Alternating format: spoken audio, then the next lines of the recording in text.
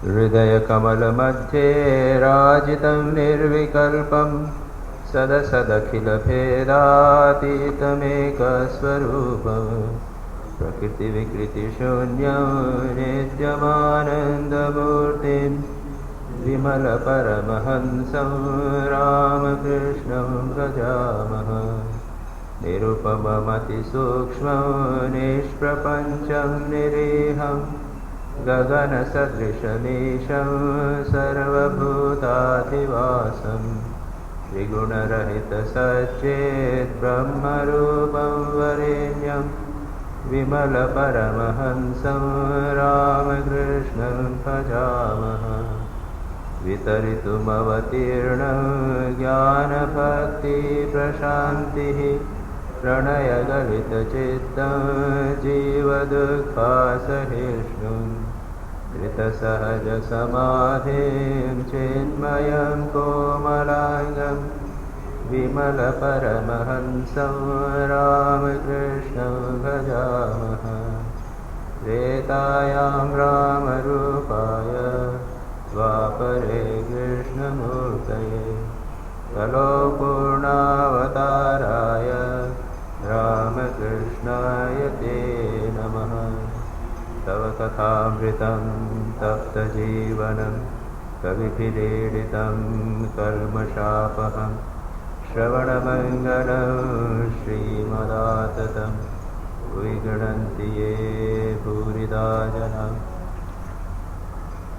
श्री रामकृष्ण वचनामृत परिच्छेद 53 22 सितंबर 1883 शनिवार ईशान के घर पर भक्तों के साथ, अधर के मकान पर ईशान आदि भक्तों के साथ इस अंश का हम विस्तार से पाठ कर रहे हैं।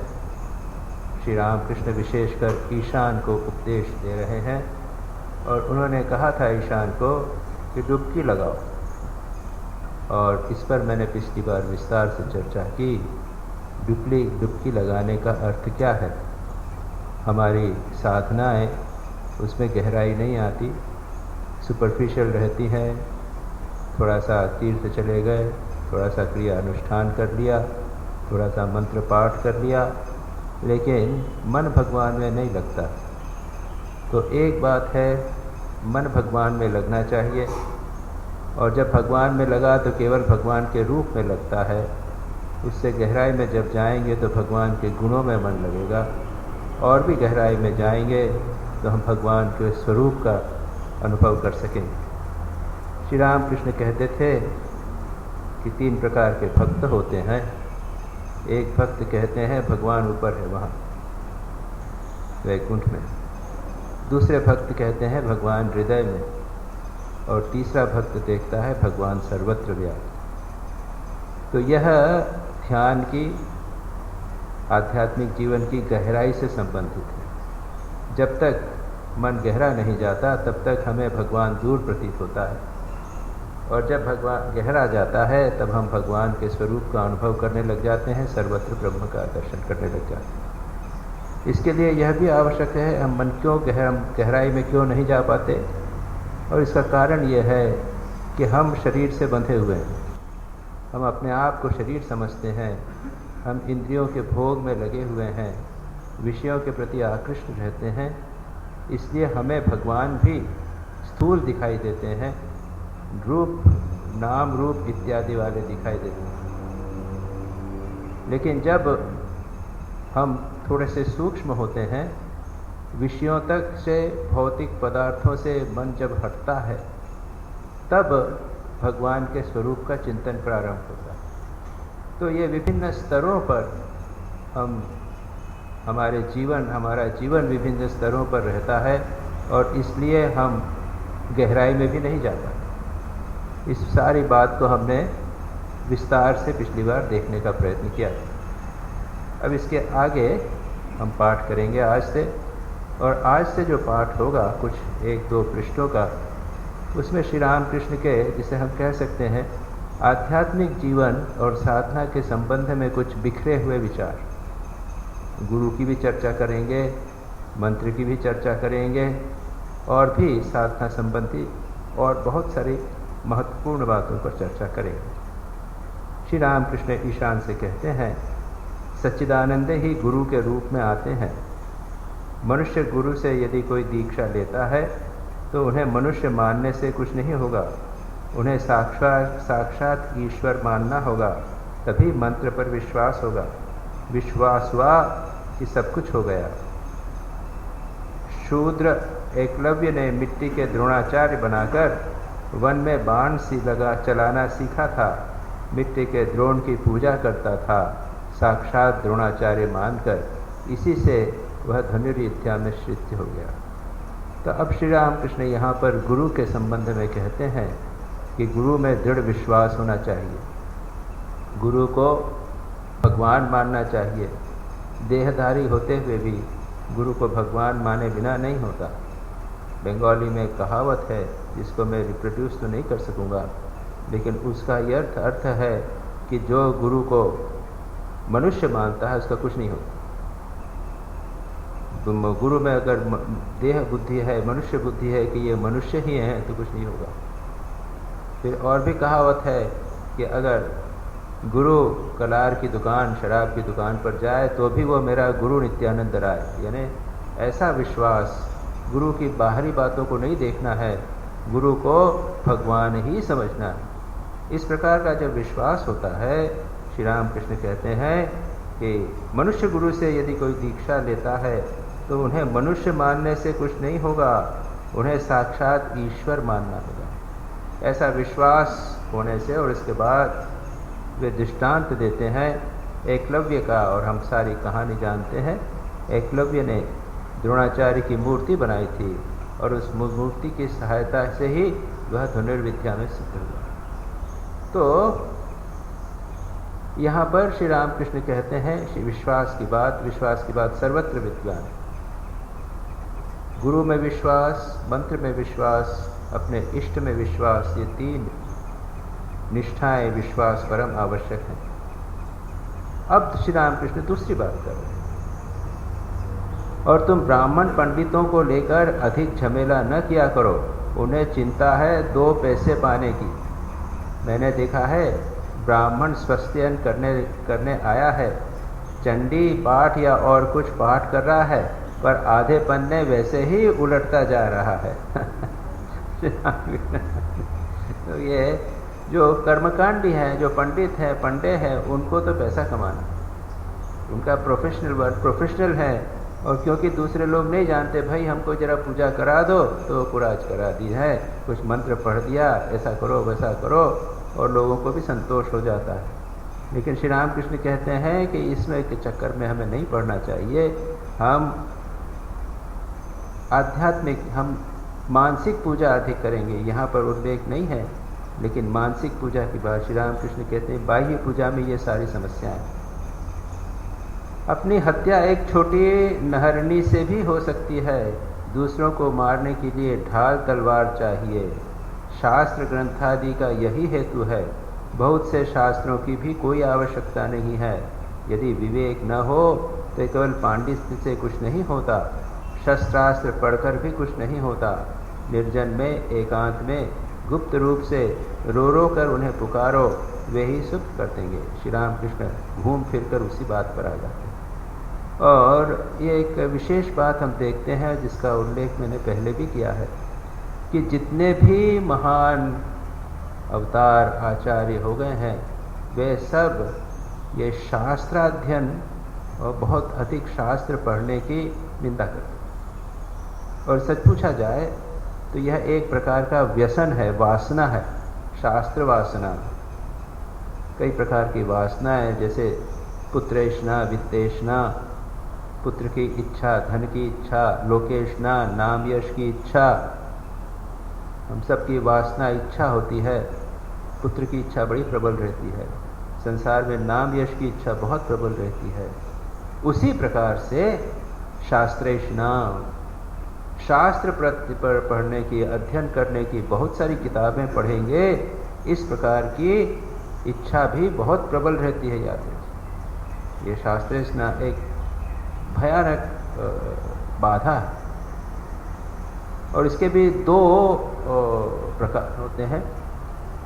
एक तो है कि बहुत से ग्रंथ एक ही विषय के करना, तो वेदांत पढ़ना है, तो वेदांत में अद्वैत वेदांत पढ़ना है, तो शंकराचार्य की टीकी का भाष्य, मधुसूदन सरस्वती का भाष्य और शंकराचार्य के भाष्य के ऊपर टीका और अद्वैत वेदांत के जितने ग्रंथ हैं एक के बाद एक पढ़ा है। और दूसरा है बहुत प्रकार के अन्यवाद, तो अद्वैत पढ़ा, उसके बाद विशिष्टाद्वैत पढ़ा, उसके बाद द्वैताद्वैत पढ़ा, विभिन्न प्रकार के द्वैत के प्रकार हैं, या फिर सांख्य भी पढ़ा, उसके बाद योग शास्त्र पढ़ा। इस प्रकार से बहुत सारे विषयों का अध्ययन, और इससे मन जो है वो भटक जाता है। इसलिए उपनिषदों में कहा है,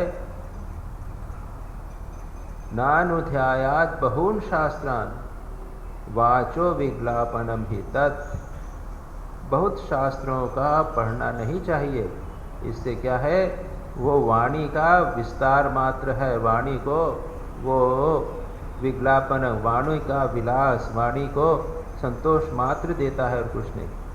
स्वयं शंकराचार्य कहते हैं,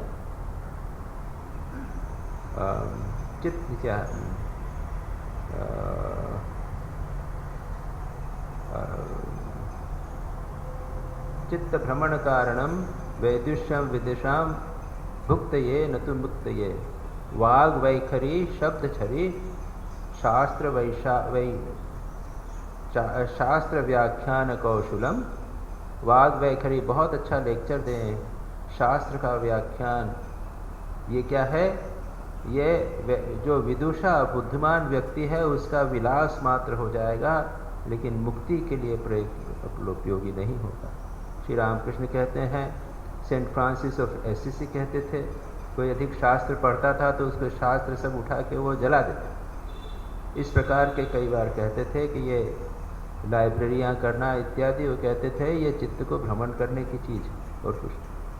एक चीज़ ले लो, उसको पढ़ो और उसकी गहराई में डूबो, ये बात। और श्री रामकृष्ण यही कहते हैं, अपनी हत्या एक छोटी नहरनी से भी हो सकती है। छोटा सा, जिसे कहते हैं ये नाखून काटने का होता है ना, वो छोटा सा होता है। एक पिन से अपने आप को आप मार सकते हो, दूसरे के मारने के लिए ढाल तलवार की आवश्यकता है। स्वयं के लिए थोड़े से शास्त्र पढ़ लिए उससे ही काम चल जाएगा, लेकिन दूसरे को पढ़ाने के लिए, उपदेश देने के लिए बहुत सारे शास्त्रों की आवश्यकता है। यदि विवेक न हो तो केवल पांडित्य से कुछ नहीं होता।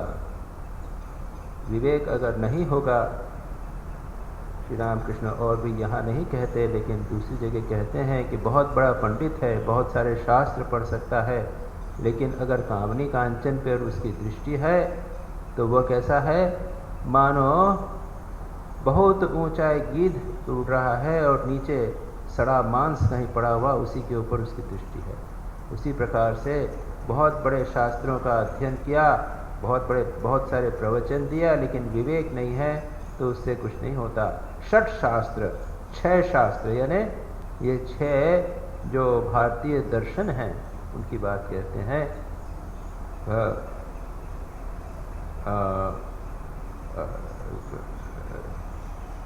न्याय, वैशेषिक, योग, सांख्य, उत्तर मीमांसा और पूर्व मीमांसा, ये 4 जो 6 दर्शन बोले जाते हैं ये, और 6 ये आस्तिक दर्शन है और 6 नास्तिक दर्शन हैं। बौद्ध, जैन, बौद्ध के 4 जैन और चारवाक, तो ये नास्तिक जो वेद को नहीं मानते। तो ये जितने भी षट दर्शन है उनको पढ़कर कुछ नहीं होता। क्या करना पड़ेगा, निर्जन में, एकांत में, गुप्त रूप से रो कर उन्हें पुकारो, वे ही सुख सब कुछ कर देंगे। श्री रामकृष्ण बार बार उस पॉइंट पर। तो इसलिए अगर किसी ने बहुत सारे ग्रंथ नहीं पढ़े हैं तो किसी प्रकार की चिंता की बात नहीं। और भी श्री रामकृष्ण एक दूसरे दृष्टांत से यही बात कहते हैं कि एक व्यक्ति एक नाव में पंडित जी जा रहे थे, बड़े विद्वान थे, पंडित थे। उन्होंने लोगों से बात किया, अरे तुमने गीता पढ़ी है? लेकिन नहीं महाराज। कहा तुम्हारा तो 1/4 जीवन नष्ट हो गया। अच्छा तुमने भागवत पढ़ा है कि नहीं, वो भी नहीं पढ़ा। अरे आधा जीवन नष्ट हो गया। तीसरा कोई ग्रंथ पढ़ा, महाभारत पढ़ा है तो कहे नहीं, तुम्हारा 3/4 जीवन ग्रंथ नष्ट हो गया। इतने में तूफान आया, नौका डूबने लगी। जो दूसरे लोग थे उन्होंने कहा पंडित जी तैरना जानते हो? तो कहे नहीं जानता हूँ। आपका तो सारा जीवन गया। तो ये तैरना सीखना, भगवान को पुकारना, भगवान के लिए व्याकुल होना, यही सबसे महत्वपूर्ण कार्य है। गुप्त होकर, गुप्त रूप से रो रो कर उन्हें पुकारो, वे ही सब कुछ कर देंगे। श्री राम कृष्ण ने सुना है ईशान भाटापारा में पुरस्चरण करने के लिए गंगा के तट पर कुटिया बना रहे हैं। अब वो ईशान है, जैसा मैंने कहा, वो पुरस्चरण करना चाहते हैं, गंगा के तट पर एकांत में रहकर एक कुटिया बनाने हैं। अब देखें श्री राम कृष्ण क्या उपदेश, क्या इंस्ट्रक्शंस देते हैं उनको। श्री राम कृष्ण व्यग्र भाव से ईशान को कहते हैं, क्यों जी, क्या कुटिया बन गई? जानते हो ये सब काम लोगों से जितने छिपे रहें उतना ही अच्छा है। जो लोग सतोगुणी हैं वे ध्यान करते हैं मन में, कोने में, वन में, कभी तो मच्छरदानी के भीतर ही बैठे ध्यान करते हैं। श्री राम कृष्ण और भी देखिए यहाँ पर कुछ बहुत महत्वपूर्ण आध्यात्मिक निर्देश, जिसे हम इजोटेरिक कहते हैं, अंतरंग निर्देश दे रहे हैं, और जो साधक हैं उनके लिए कितने महत्वपूर्ण। उदाहरण के लिए उन्होंने कहा कि देखो, बहुत शास्त्र वास्त्र पढ़ने की आवश्यकता नहीं, व्याकुल होकर भगवान को पुकारो। स्वामी तुरानंद जी भी कहते थे, इतना शास्त्र नहीं पढ़ा, गीता का एक श्लोक ही हमारे सारे जीवन को निर्देश करने के लिए पर्याप्त। गीता का एक अध्याय, एक श्लोक नहीं तो एक अध्याय, 12 अध्याय, स्थित प्रज्ञ दर्शन, कुछ भी आप ले लीजिए। हमने अभी 5वां अध्याय गीता का समाप्त किया और 5वें अध्याय में कितनी सारी वैल्यूज मिल गई। ये सारा जीवन हम अपने जीवन में उतार सकते। तो एक छोटा सा ग्रंथ, छोटा सा अध्याय, छोटा सा वाक्य ही हमारे सारे जीवन के लिए निर्देश हो सकता है। इसलिए शास्त्र इत्यादि पढ़ने की आवश्यकता। और दूसरी बात, बार बार जो कहते हैं, गुप्त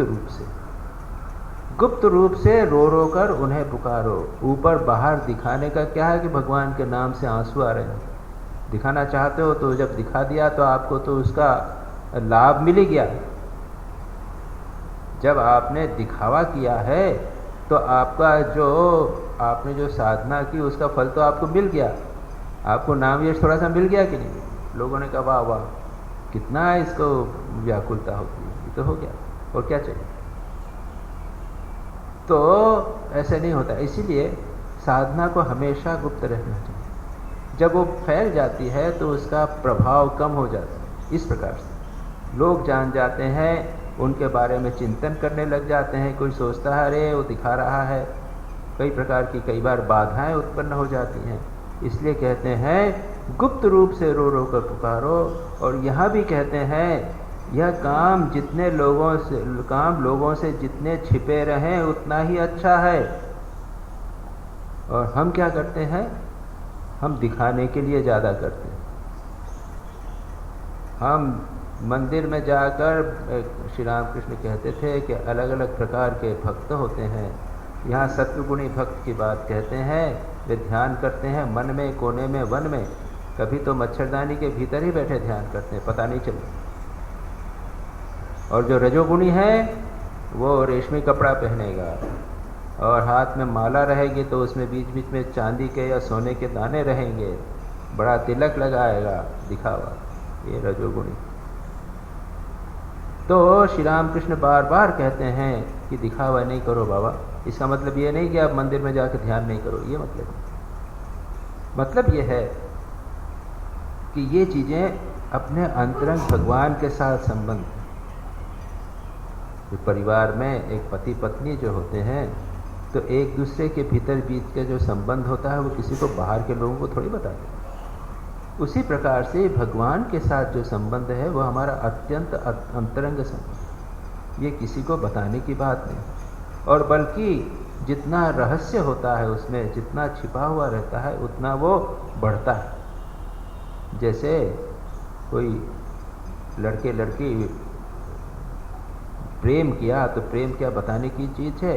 वो जितना छिपा के रखते हैं उतना अंदर ही अंदर बढ़ता है। इसलिए भी श्री रामकृष्ण कहते हैं कि आप इस चीज़ को छिपा कर रखो, साधना को छिपा कर रखना चाहिए, किसी को बताना नहीं चाहिए। बताने से थोड़ा सा लोग प्रशंसा भरे करेंगे, लेकिन उससे अधिक तो और कुछ नहीं होगा। जो लोग सतोगुणी हैं वे ध्यान करते हैं मन में, कोने में, वन में। और ये श्री रामकृष्ण के एक इम्पॉर्टेंट कोटेशन कह लीजिए, ध्यान करो मने बने कोने।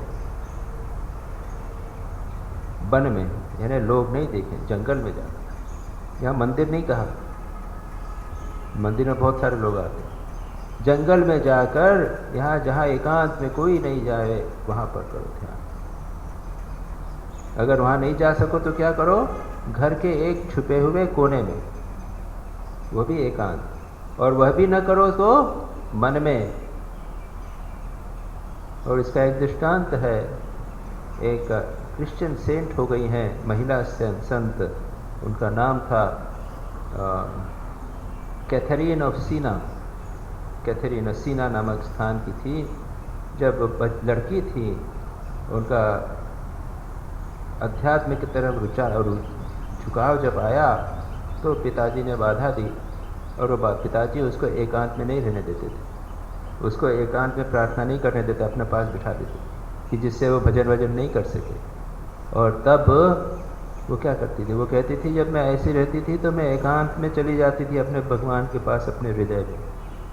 वो मेरा हृदय एकांत, उसमें जाकर मैं ध्यान करती। तो यही श्री रामकृष्ण कहते हैं, मन में, कोने में या मन में। यहाँ प्रसंगतः एक बात मैं कह दूं कि श्री रामकृष्ण वचनामृत में ध्यान के संबंध में अधिक निर्देश नहीं। एक तो ये हो गया, तो कहेंगे कि कुछ लोग मच्छरदानी के भीतर बैठे ध्यान करते हैं, लगता है कि सो रहे हैं, लेटे लेटे ही ध्यान करते हैं कि बाबूजी को नींद लगी हुई, देर से उठे हैं, लेकिन उठे क्या हैं? वो तो सोए हुए थे, लेटे लेटे ध्यान करते। श्री रामकृष्ण कहते थे, तोतापुरी महाराज वो चादर ओढ़ के लेटे लेटे ध्यान किया करते थे, जिससे लोगों को पता चले कि वो सो रहे हैं, लेकिन सच पूछा जाए ध्यान। तो श्री रामकृष्ण कहते हैं कि मच्छरदानी के भीतर ध्यान करो, ये करो। इसके अतिरिक्त एक दो जगह और स्थान आया है, ध्यान रेफरेंस आया है। श्री रामकृष्ण कहते हैं निराकार ध्यान कैसा होता है? निराकार ध्यान जैसे सरोवर में मछली तैर रही है, ऐसा ध्यान करो। या फिर बहुत सारा आकाश है, आकाश के अंदर एक पक्षी उड़ रहा है, इस प्रकार का भी उल्लेख हम श्री रामकृष्ण वचनामृत पर पाएंगे। इसके अतिरिक्त ध्यान के संबंध में श्री रामकृष्ण वचनामृत में अधिक उपदेश नहीं है। बड़े आश्चर्य की बात। और आजकल सब लोग ध्यान ध्यान ध्यान ध्यान किया करते हैं, योग चाहिए, ध्यान शिविर होना चाहिए, ये होना चाहिए। लेकिन जब श्री रामकृष्ण को पढ़ें तो यहाँ कुछ नहीं। स्वामी विवेकानंद ने भी ध्यान के ऊपर बातें कई लिखी हैं। राजयोग में उन्होंने ध्यान के संबंध में लिखा है, दो प्रकार के, यहाँ ध्यान करना, यहाँ ध्यान करना, हृदय में करना और सिर के ऊपर। इस प्रकार की कई बातें स्वामी विवेकानंद ने लिखी हैं, लेकिन श्री रामकृष्ण में अधिक हमको ध्यान के संबंध में बातें मिली। और इसका कारण ये है कि श्री रामकृष्ण चाहते हैं कि पहले अपने ध्यान के लिए तैयारी होवे। वे नित्यानित्य विवेक की बात करते हैं, वे त्याग की बात करते हैं, वे भगवान का नाम गुणगान कीर्तन करने की बात करते हैं, जिससे भगवान की तरफ मन अभिमुख होवे। नहीं तो ध्यान करेंगे तो भी हम सफल नहीं होंगे। तो श्री रामकृष्ण के भिन्न प्रकार के निर्देश हम प्राप्त करते हैं, और जिससे आगे चलकर ध्यान में व्यक्ति ध्यान के लिए का अधिकारी बनेगा। वैसे श्री रामकृष्ण अपने शिष्यों को ध्यान के बहुत निर्देश दिया करते। अमुक को कहते थे जाओ तुम विष्णु मंदिर में जाकर ध्यान करो, दूसरे को कहते थे जाओ वहाँ बेलतला में जाकर ध्यान करो, तीसरे को कहते पंचवटी में जाकर ध्यान करो, किसी को कहते थे शिव मंदिर में जाकर ध्यान करो। अलग अलग व्यक्ति के अनुसार ध्यान करते थे। ध्यान करने बैठते थे तो उनको खड़ा कर सीधे बैठा देते थे, गर्दन वगैरह सीधी कर देते थे, सीधे बैठना चाहिए। कहाँ पर ध्यान करना। स्वामी विवेकानंद को उन्होंने कहा था यहाँ पर ध्यान करो, अपने नाखून यहाँ पर गड़वा दिया था। तो अनेक निर्देश व्यक्तिगत रूप से स्वामी विवेकानंद देते हैं, लेकिन वचनामृत में सामान्य रूप से ध्यान के प्रति सबके लिए निर्देश नहीं। इसका एक और कारण यह भी है कि ध्यान जो है एक व्यक्तिगत प्रक्रिया है, उसके लिए सामान्य नियम बड़ा मुश्किल है। प्रत्येक व्यक्ति की अपनी अभिरुचि है। कोई भगवान विष्णु को चाहता है, कोई काली को ध्यान करना चाहता है, कोई यहाँ ध्यान करेगा, कोई यहाँ ध्यान करेगा, इत्यादि। तो इसलिए स्वामी श्री रामकृष्ण के निर्देश वचनामृत में नहीं मिलेंगे, लेकिन प्रत्येक अपने शिष्य को वे व्यक्तिगत रूप से इंडिविजुअल ध्यान के निर्देश दिया गया। तो खैर यहाँ पर उन्होंने सत्वगुणी व्यक्ति के लिए कहा, वह ध्यान में मन में करते हैं, कोने में, वन में, कभी तो मच्छरदानी के भीतर बैठे ही ध्यान करते हैं।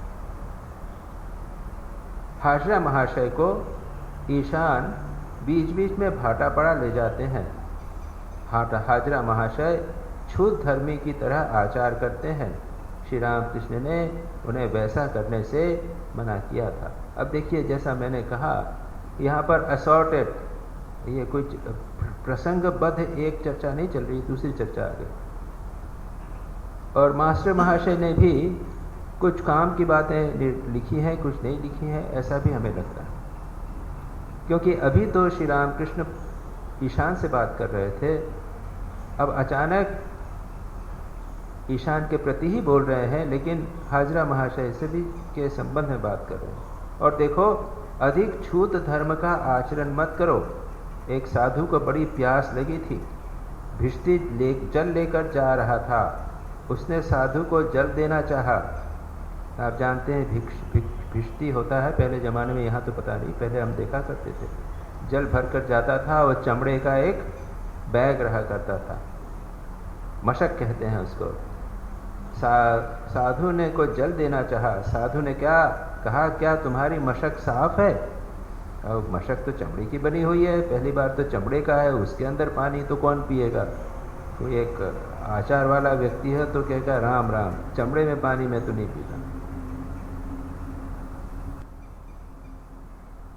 उसने पूछा, क्या तुम्हारी मशक साफ है? भिष्टी बोला, महाराज मेरी मशक खूब साफ है, परंतु आपकी मशक के भीतर मलमूत्र आदि अनेक प्रकार के मैल हैं, इसलिए कहता हूँ मेरी मशक से जल पीजिए, इसमें दोष न लगेगा।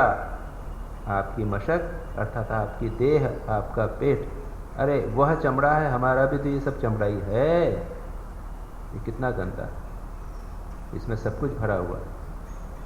और सच पूछा जाए तो जो व्यक्ति मशक की गंदगी देखता है उसका मन गंदा। मुख्य बात है, व्यक्ति अगर बाहर गंदगी देखता है तो ये समझ लीजिए कि उसका मन गंदा। तो श्री रामकृष्ण कहते हैं, ये छूत धर्म का आचरण मत करो। छुआछूत, वो कहते हैं कि उससे क्या होगा, तुम्हारा मन जो है वो बहुत स्थूल बाहर आ जाएगा।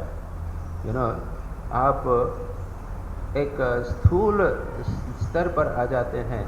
सच पूछा जाए तो भगवान तो सर्वत्र समान रूप से विद्यमान है। एक शूद्र में, ब्राह्मण में, वैश्य में, सब में भगवान समान रूप से विद्यमान है। स्वयं गीता में कहा गया है, विद्या विनय संपन्ने ब्राह्मणे गविहस्तिने शुनि चैव स्वपाके च पंडिता समदर्शिनः।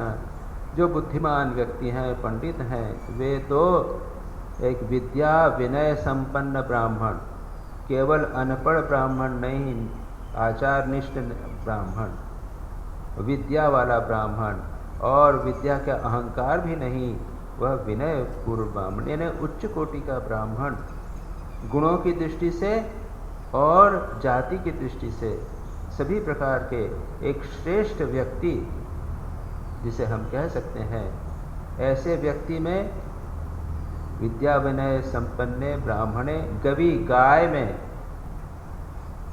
हाथी में, कुत्ते में, और श्वपच जो कुत्ते का मांस खाता है, कुत्ते का मांस खाते हैं जो शूद्र लोग हैं, निम्न जाति के लोग हैं, वे कुत्ते का मांस खाते हैं, वो सबसे निकृष्ट माना जाता है। तो ऐसे प्रकार के सभी प्रकार के लोगों में भी पंडित लोग, बुद्धिमान लोग समदर्शी होते हैं, सर्वत्र भगवान देखते हैं, तो वहाँ पर छुआछूत की बात नहीं आती। तो श्री राम कृष्ण इसीलिए कहते हैं कि अगर हम छुआछूत के स्तर पर रहेंगे तो हम आध्यात्मिक दृष्टि से प्रगति नहीं कर सकेंगे। यह बात श्री राम कृष्ण कहते हैं। और पुनः वे विश्वास पर आते हैं, उनके नाम पर विश्वास रखो तो फिर तीर्थ आदि की भी आवश्यकता न होगी। यह कहकर श्री राम कृष्ण भाव के में विभोर होकर गाना गाने। पुनः श्री राम कृष्ण नाम विश्वास पर आते हैं। गुरु पर विश्वास की चर्चा हुई और नाम पर विश्वास। यह नाम पर विश्वास कि यह भगवान का नाम मुझे मुक्त कर दे। इसकी कई कहानियां हैं, कई बार यहाँ पर बात की जा चुकी है, पुनः दोहराने की आवश्यकता नहीं। किस प्रकार से एक ऋषि के पुत्र ने राजा को 3 बार भगवान का नाम लेने के लिए कहा, तो ऋषि ने क्रुद्ध होकर कहा, अरे एक बार भगवान का नाम लेने से मुक्ति मिलती है, तुमने 3 बार कहा, तेरे को विश्वास है। और भी नारद जी का है, नारद जी हमेशा भगवान का नाम लेते हैं। भगवान ने उन्हें भेजा कि फलाने फलाने को देख के आओ, एक किसान को, वो मेरा अच्छा भक्त है। गए वहाँ पर तो उसने कहा कि तुम नाम लेते हो भगवान का? तो नहीं, नाम नहीं लेता। क्यों? तो बड़ा आश्चर्य हुआ कि भगवान का ये नाम नहीं लेता और भगवान इसको कहते हैं कि श्रेष्ठ भक्त है मेरा, क्यों नहीं लेते हो? कि भगवान का नाम लेते तो मुक्ति हो जाती है। हाँ, तो मुक्ति हो जाती तो ठीक है। अरे लो ना, देखो भाई मुक्त हो जाऊंगा मैं और उसके बाद मेरा सब संसार को कौन देखेगा? आप उसकी जिम्मेदारी लो। तो मैं नाम लेता हूँ, ठीक है, हाँ जिम्मेदारी। उसने सब सिखा समझा दिया, अपना घर बार सब खेत इत्यादि सब बैठ दिया, बैठकर एक बार भगवान का नाम लिया और मुक्त हो गया, छोड़ के चला। तो इस प्रकार की कहानियाँ ये बताती हैं कि भगवान के नाम में दृढ़ विश्वास से एक बार नाम लेने से ही मुक्त हो सकते हो गए। तो ये कहते हैं उनके नाम पर विश्वास रखो। तो फिर यदि ऐसा किया तो फिर तीर्थ की क्या आवश्यकता? तीर्थ का उद्देश्य क्या है? हम चंडीगढ़ में रहते हैं, यहाँ का वातावरण जो है वो आध्यात्मिक नहीं है, सांसारिक। तीर्थ में जाएंगे, तीर्थ में जो वातावरण होता है वो आध्यात्मिक रहता है। वहाँ पे बहुत से लोग जाकर भगवान का स्मरण मनन करते रहते हैं, और जैसे ही हम वहाँ जाते हैं तो उसका प्रभाव मन पर पड़ता है। तो अपने मन में तीर्थ जाकर हम आध्यात्मिक भाव जगाते हैं, वो आसानी से जग जाता है। यह है उसका उद्देश्य। लेकिन अगर भगवान के नाम में पक्का विश्वास हो तो उसके नाम से ही हमारे हृदय में भगवान का भाव जागेगा, भगवान के प्रति आकर्षण जागेगा, भगवान में प्रेम जागेगा, और इसलिए तीर्थ की आवश्यकता है।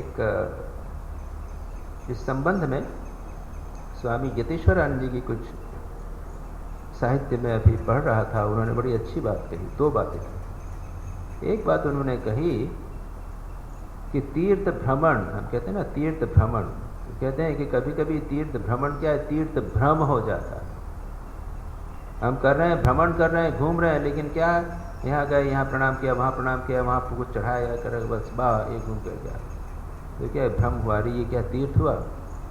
तीर्थ तो है, एक स्थान पर चाहिए, उसका प्रभाव अपने पर अनुभव होना चाहिए। हमको लगता है कि हम एलिवेटेड हो गए हैं, हम ऊपर उठ गए हैं, हमारा मन ऊपर उठा।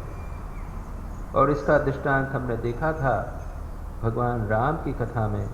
भगवान जब राम वशिष्ठ जी के यहाँ से गुरुकुल से जब लौटे, उसके बाद तीर्थ यात्रा के लिए गए, और तीर्थ यात्रा पर जाकर उनके जीवन में वैराग्य उदित हुआ था।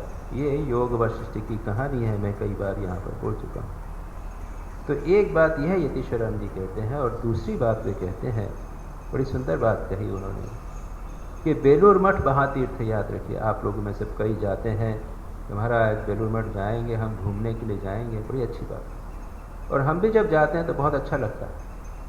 वहाँ का एटमॉस्फेयर स्पिरिचुअल महातीर्थ है, उसे पूछा जाए। उसका वातावरण अत्यंत अद्भुत आध्यात्मिक वातावरण है। वहाँ जाते ही मन भगवान में लगा रहता है। यतीश्वरानंद जी कहते हैं, महापुरुष महाराज का दृष्टांत देते हुए किसी ने कहा कि महाराज बेलूर मठ बहुत अच्छा है, तो कहा वो तो बहुत अच्छा है, लेकिन उसको सब हृदय में होना चाहिए। बेलूर मठ में ही रहेंगे और कहीं नहीं जाएंगे, ऐसा नहीं। ऐसी स्थिति आनी चाहिए कि हमारे हृदय में ही बेलूर मठ हो जाए। एक भजन भी है, विधि वृंदावन वास, हृदय रूपी वृंदावन, वहीं पर भगवान श्री कृष्ण हैं, और हृदय रूपी बेलूर मठ, उसमें ही श्री राम कृष्ण। तो अगर यह बात हो जावे तो तीर्थाटन की आवश्यकता नहीं रहेगी। कई बार तो तीर्थ भ्रमण जो है वो चित्त को और भ्रमित करता है और चंचल हो जाता है। एक स्थान पर अच्छे हैं, फिर घूमने गए, इधर उधर गए, और आज के ज़माने में इतना मुश्किल हो गया। उदाहरण के लिए लीजिए अमरनाथ यात्रा। तो अमरनाथ यात्रा कितनी कठिन हो गई है, और वहाँ जाएंगे और क्या होगा, 5 मिनट दर्शन किए और बस चलो हटो, चलो हटो। वो फिजिकल लेबर ही अधिक हो जाता है। थोड़ा अगर भाव हो, भावना हो भगवान की, तो उसके लिए तो एक तपस्या, एक प्रकार की तपस्या ही होती है, शारीरिक तपस्या हो जाती है। मन अगर निरंतर भगवान में लगा रहा तब तो लाभ है, नहीं तो कोई लाभ नहीं। श्री रामकृष्ण यही कहते हैं, और उसके बाद में भाव विभोर होकर गाना गाने लगे। यदि काली काली कहते हुए मेरे शरीर का अंत हो गया, गंगा प्रभास काशी कांची आदि कौन चाहता है। गया गंगा प्रभास आदि काशी कांची केवा जाए, काली काली काली यदि अजपा फुराए। अगर निरंतर मुँह से अगर अजपा काली निकलते रहे तो फिर गया गंगा काशी कांची ये तीर्थ की क्या आवश्यकता है। त्रिसंध्या जो लये जपे काशी, त्रिसंध्या जो बोले काली, पूजा संध्या से की जाए। जो तीनों समय में, यानी प्रातःकाल की संध्या, की संध्या, प्रातःकाल सूर्योदय के पहले का जो संधि क्षण है, संध्या के इवनिंग का संध्या, और दोपहर को जब सूर्य ऊपर जाकर फिर वापस नीचे जाने लगता है, भोर दोपहर को, उसको भी संध्या। इन 3 संध्या को कहते हैं कि हमको भगवान का भजन करना चाहिए। ये इस समय प्रकृति अनुकूल होती है, शांत होती है, इन संध्या में भगवान का विशेष रूप से भजन करना चाहिए। तो कहते हैं कि अगर त्रिसंध्या जे बोले काली, तीनों समय जो काली का नाम लेता है उसको संध्या वंदना, ये बाहरी क्रियाकलाप की क्या आवश्यकता। ये बाहरी पूजा, बाह्य पूजा, प्रथमा प्रतिमा पूजा, बाह्य पूजा जिसे कहते हैं, ये तो प्रिलिमिनरी है। जप स्तोत्रादि मध्यमा, अगर जो भगवान का नाम एकाग्र चित्त से ले तो ये जो आप क्रिया अनुष्ठान करते हैं, रिचुअलिस्टिक वर्शिप करते हैं, उसकी क्या आवश्यकता, वो तो उससे श्रेष्ठतर है। फिर कहते हैं संध्या स्वयं उसकी खोज में रहकर भी पता नहीं पाती। काली नाम के इतने गुण हैं कि कौन उसका पार पा सकता है। काली नामे तो गुण केवा जानते पारे ताए, देवादि देव महादेव पंचमुखे नाम गा, काली का। देवादिदेव महादेव अपने पंचमुख से माँ के नाम गाते हैं। दान, दया, व्रत, दान आदि और किसी में मन नहीं जाता। मदन यानी जो गायक है, जो भजन का रचयिता है, वो कहता है मदन का यज्ञ सब ब्रह्ममयी के पाद पद्म है। ये प्रसिद्ध भजन है, लोग गाया करते हैं। तो यहाँ पर यही बात कही है कि विश्वास के साथ भगवान के नाम का जप करो, एकाग्रता के साथ, तो फिर ये बाह्य आडंबर इत्यादि की आवश्यकता नहीं रहेगी। और यही अगर हम पिछले संदर्भ में देखें तो एकाग्रता से टू डाइव डीप, डूब गहरे, अमुक डुबकी लगाने की बात जो हुई, तो उसकी डुबकी लगाने का अर्थ यही है कि आप बाहर क्रिया अनुष्ठान और व्रत जिसकी यहाँ पर चर्चा की, याग यज्ञ तीर्थ, उसके बदले अगर ये फर्स्ट स्टेप, उसके बाद में अगर गहराई से एकाग्रता पूर्वक काली का नाम ले, भगवान का नाम लेवे, तो वो उससे अधिक श्रेष्ठ प्रकार की साधना होती। ईशान सब सुनकर चुपचाप चुप होकर बैठे हैं। श्री राम कृष्ण ईशान से प्रतीक पूछते हैं, और भी संदेह हो तो पूछ लो। ईशान कहते हैं, जी आपने जो कहा है विश्वास। श्री राम कृष्ण कहते हैं, हाँ ठीक, विश्वास के द्वारा उन्हें प्राप्त किया जा सकता है, और पूरा विश्वास करने पर और भी शीघ्र प्रगति होती है।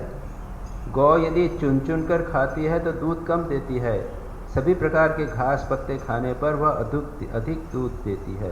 क्या मतलब? विश्वास और उसके बाद में बहुत सारे कि भाई यही क्रिया अनुष्ठान करूँगा, दूसरा नहीं करूँगा, ऐसा नहीं, एक विश्वास ही पर्याप्त। राजकृष्ण बनर्जी के लड़के ने एक कहानी सुनाई थी कि एक व्यक्ति को आदेश हुआ कि इस पेड़ में ही तो अपना इष्ट देखना। उसने इसी पर विश्वास किया, सर्वभूतों में वे विराजमान हैं। एक पेड़ को ही भगवान अपना इष्ट मान लिया। और भी आगे है, 2-3 स्थानों पर कहते हैं, गुरु ने भक्त से कह दिया कि राम ही घट घट में विराजमान है। भक्त का उसी पर विश्वास हो गया। जब देखा एक कुत्ता मुंह में रोटी लेकर भाग रहा है, तो भक्त घी का पात्र हाथ में लेकर पीछे दौड़ने लगा। पीछे दौड़ता है और कहता है, राम थोड़ा ठहरो, रोटी में घी तो लगा दूं। बड़ी सुंदर बात। ये भी विश्वास की बात। गुरु के आदेश में विश्वास, भगवान की वाणी में विश्वास, गुरु के निर्देश में विश्वास। आहा, कृष्ण किशोर का क्या ही विश्वास था। कहा करता था, ओम कृष्ण ओम राम।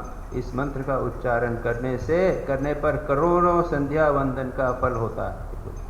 दुर्भाग्य यह है कि हम लोग क्रिया अनुष्ठान के बिना रह नहीं सकते। केवल नाम जप करेंगे तो लगता है कि हमने कुछ नहीं किया। जब क्रिया अनुष्ठान किया तो ऊपर स्वाहा किया, थोड़े से फूल बनाए, आचमन वगैरह किया तो लगता है कि हमने पूजा की। लेकिन अंत तो ज्ञात्वा, जैसे कहा, ये सब आदमी भगवान के नाम में विलीन हो जाते। फिर मुझे कृष्ण किशोर कान में कहा करता था, कहना नहीं किसी से, मुझे संध्या पूजा अच्छी नहीं लगती। एक स्थिति ऐसी आ जाती है कि संध्या वंदना इत्यादि सब छूट जाए। लेकिन प्रारंभ में इसकी आवश्यकता, उसके बिना हमारा भगवान में प्रेम का भाव नहीं आता। लगता नहीं कि हमने कुछ किया। स्वामी ब्रह्मानंद जी ने, स्वामी प्रभवानंद जी उनके एक शिष्य थे, उनको मानो आदेश दिया था, बी रिचुअलिस्टिक। यहाँ तो इस प्रकार की बात। और स्वामी ब्रह्मानंद जी श्री रामकृष्ण के मानस पुत्र, रामकृष्ण मिशन के प्रेसिडेंट, एक स्पिरिचुअल डायनमो, आध्यात्मिक महान, आध्यात्मिकता संपन्न संत, उनको श्री रामकृष्ण ने कहा था बी रिचुअलिस्टिक, रिचुअल करो। स्वामी ब्रह्मानंद जी ने अपने शिष्य प्रभुआनंद जी को कहा था कि क्यों? उनका मन पहले अद्वैत में था, वो निराकार में विचार करते थे। श्री रामकृष्ण स्वामी ब्रह्मानंद जी ने उनको लगा, और उसके बाद में उन्होंने स्वयं कहा था कि मैंने जैसे ही किया तो मुझे लाभ होने लगा। तो श्री रामकृष्ण के उपदेशों को हमें संदर्भ में देखना पड़ेगा। यहाँ पर वे ईशान को कह रहे हैं, जो ईशान बहुत सारे क्रियाकांड, कर्मकांड, पुरुषरण इत्यादि में लगे हुए हैं। श्री रामकृष्ण कहते हैं, इससे ऊपर उठो भाई। लेकिन हम तो कुछ भी नहीं करते, हम जब ध्यान भी नहीं करते, वो होता भी नहीं हमसे। ऐसे लोगों के लिए कहते हैं कि भाई पहले क्रिया अनुष्ठान करो, तो क्रिया अनुष्ठान करो, उससे तुम्हारा मन लगेगा, तुमको अच्छा लगेगा। तो श्री रामकृष्ण कहते हैं, कृष्ण किशोर का थोड़ा सा ऊपर उठ गया था मन। वो पहले कर्मकांडी थे, संध्या पूजा किया करते थे। अब वो कुछ कहते हैं कि मेरा मन ऊपर उठ गया है ना, इसलिए मुझे इसमें नहीं लगता मन। और वो कृष्ण किशोर क्या कहते थे, ओम कृष्ण ओम राम, इस मंत्र का उच्चारण करने पर करोड़ों संध्या वंचना का फल होता है, अगर एकाग्र होकर मन किया जाए तो। हमारा मन चंचल है और इस चंचलता को दूर करने के लिए, इस चंचलता का सदुपयोग करने के लिए, इस चंचल मन को भगवान में लगाने के लिए क्रिया अनुष्ठान संध्या वंदना का विधान किया गया। लेकिन अगर उसका मन एकाग्र हो गया, जप में ही आनंद आने लगा, तो फिर इसकी आवश्यकता नहीं। मुझे भी वैसा ही होता है। माँ दिखा देती है कि वे ही सब कुछ बनी हुई हैं। शौच के मैदान के बाद मैदान से आ रहा था पंचवटी की ओर, देखा साथ साथ एक कुत्ता आ रहा है। तब पंचवटी के पास आकर थोड़ी देर खड़ा रहा, सोचा शायद माँ इसके द्वारा कुछ कहना है। संतों के जीवन में कभी कभी इस प्रकार का होता है कि कुत्ता या दूसरा बच्चा, उसके मुंह से भगवान अपने आदेश उनको दिया करते हैं। अब ये कैसे होता है? वह लोगों की अंतर्दृष्टि होती है और उसको वो समझ पाते हैं। एक तो सूफी संत की एक कहानी है। कहीं रास्ते में जा रहे थे तो कुत्ता सामने आ गया, तो वो हटने लगे कि वो छू न जाए। तो मानो कुत्ता बोला। अब वो कुत्ता बोला या क्या हुआ, उन्होंने को मन में लगा। कुत्ते ने कहा कि आप मुझसे घृणा करते हो, तो मैं अगर बाहर से गंदा हूं तो आप अंदर से गंदे हो, क्योंकि आपके मन में घृणा का भाव आया। तो संत को बुरा लगा। उसने कहा कि ठीक है, फिर तू बाहर से गंदा है, मैं अंदर से गंदा हूं, अपने दोस्ती हो जाए, दोनों साथ में रहेंगे। नहीं करने, आप तो कल के लिए बचा के रखते हो, मैं कल के लिए बचा के नहीं रखता, हमारी दोस्ती नहीं हो सकती। अब ये संत की अंतर्दृष्टि थी, जो उसने कुत्ते से भी कुछ सीखा। मानो उसे लगा कि कुत्ता मुझे कुछ बता रहा है। तो श्री राम कृष्ण कहते हैं कि एक बार मुझे लगा कि शायद ये कुत्ता मुझसे कुछ बात करे, नहीं हुआ। इसलिए जैसा तुमने कहा, विश्वास से ही सब कुछ मिलता है। ईशान प्रश्न करते हैं, परंतु हम तो गृहस्थाश्रम में हैं। श्री राम कृष्ण कहते हैं क्या हानि है? उनकी कृपा होने पर असंभव भी संभव हो जाता है। राम प्रसाद ने गाना गाया था, यह संसार धोखे की कटकटी है। ये गृहस्थी में समस्या है, संसार में बहुत सारे झंझट, मन भगवान में लगाना गृहस्थी में अत्यंत कठिन है। इसलिए ईशान ने कहा कि आप ये उपदेश तो दे रहे हो, लेकिन हम गृहस्थाश्रम में हैं, उसको कैसे हम पालन करेंगे? ये गृहस्थाश्रम तो झंझट का काम है, ये संसार जो है ये धोखे की टट्टी है, ये धोखा ही धोखा है। यहाँ पर दार्शनिक दृष्टि से देखें तो ये भ्रम है, मिथ्या है, असत है, सत्य प्रतीत होता है। जगत है ही नहीं, लेकिन हमें ऐसा सत्य प्रतीत होता है कि यही सत्य है, और जो एकमात्र सत्य परमात्मा है उसके पीछे वो हमको दिखाई ही नहीं देता। तो जगत तो ऐसा है, ये धोखे का, ये दार्शनिक दृष्टि से धोखा है। और संसार में कितना धोखा, कितना झूठ, कितना फरेब, ये तो है ही, आप जानते हैं। तो कहते हैं कि ये गृहस्थाश्रम है ये तो, और संसार धोखे की टट्टी है। लेकिन श्री राम कृष्ण कहते हैं असंभव भी संभव हो जाता है उनकी कृपा से। इस संसार में भी भगवान में मन लग जाता है, संसार से भी लोग निकल पाते हैं। उसका उत्तर किसी ने दिया, ये संसार धोखे की टट्टी है। इसके उत्तर में दूसरे ने गाया, यह संसार आनंद की कुटिया है, मैं खाता पीता और आनंद करता हूँ। जनक राजा बड़े तेजस्वी थे, उन्हें किस बात की कमी थी? वे तो दोनों ओर संभाले रखकर आनंद से दूध पीते थे। यहाँ पर संसार में आपको भोग तो संसार का भोग मिलेगा, लेकिन उसमें रहते हुए भी आप अपने आप को मुक्त कर सकते हो, यानी संसार का भी आनंद और अध्यात्म का भी आनंद ये भी प्राप्त कर सकते हो। यदि तेजस्वी होना पड़ेगा, समझदार बुद्धिमान होना पड़ेगा, निर्लिप्त होकर अगर संसार में रहे, जैसा भगवान बार बार गीता में कहते हैं, अर्जुन को युद्ध करने को कहते हैं, लेकिन उसकी कंडीशंस बता देते हैं किस प्रकार से करो, ऐसे करो तो संसार का भी मजा लोगे और अध्यात्म भी प्राप्त होगा। जैसा राजा जनक का था, निर्लिप्त थे, आनंद से दूध पीते थे, वे दोनों को संभाले हुए थे, इधर उधर दोनों बाटी दूध पीते थे, संसार का भी मजा लिया और अध्यात्म में भी बने रहे। तो इसलिए कहते हैं ये संसार आनंद की कुटिया है, एक पॉजिटिव अप्रोच। संसार को धोखे की टट्टी मानकर हमेशा डिप्रेस हो जाए कोई व्यक्ति, हमेशा ये सोचे कि अरे ये संसार तो भयानक है, इससे क्या लाभ इत्यादि इत्यादि, तो हमेशा वो निराशा में रहेगा। लेकिन ऐसी बात नहीं, श्री राम कृष्ण कहते हैं कि संसार जो है वह आनंद की कुटिया, परंतु उस आनंद को लेने के लिए